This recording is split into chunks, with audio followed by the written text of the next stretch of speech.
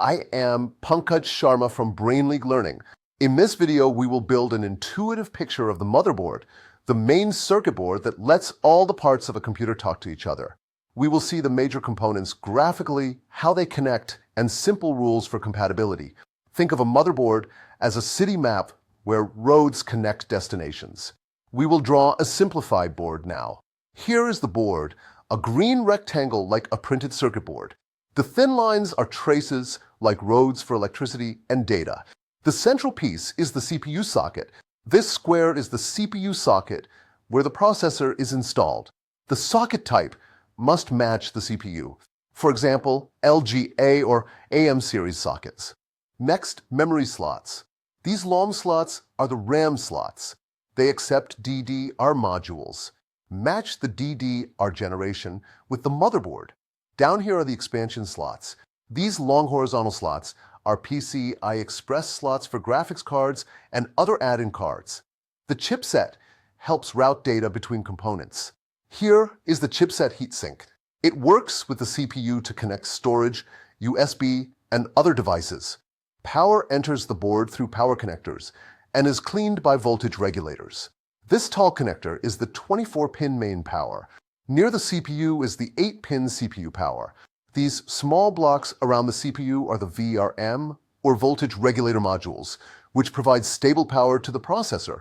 For storage, motherboards provide SATA ports and often an M.2 slot. These are SATA ports for 2.5-inch drives. Here is the M.2 slot for NVMe solid-state drives. Along the back edge sit the rear I/O ports. These stacked rectangles represent USB, audio, network, and video outputs that poke out of the back of the case. Now, let us visualize how information moves. The CPU talks very quickly to RAM. We draw a thick arrow between the CPU socket and the RAM slots. Many other devices connect through the chipset, from the CPU to the chipset, and then out to storage and to expansion slots. This is the high-level traffic pattern on a modern board. Before you buy or build, check these three basics. Number 1, the CPU must match the socket type. Number 2, the RAM generation and speed must match what the board supports.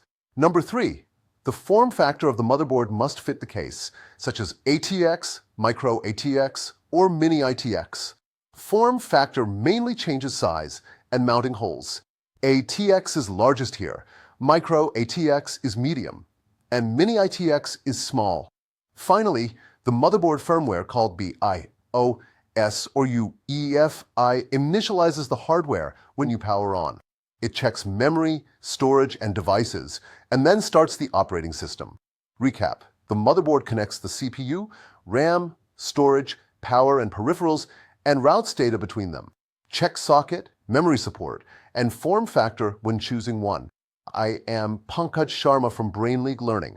Thanks for watching and happy building!